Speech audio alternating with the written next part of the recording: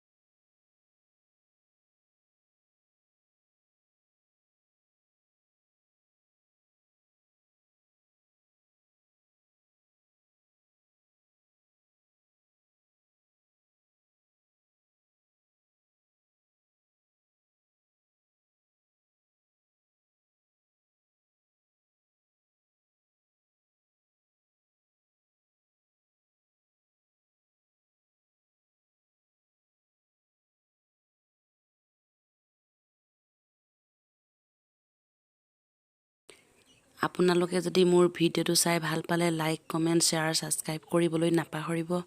ভিডিঅ'টো শেষলৈকে চোৱাৰ বাবে বহুত বহুত ধন্যবাদ।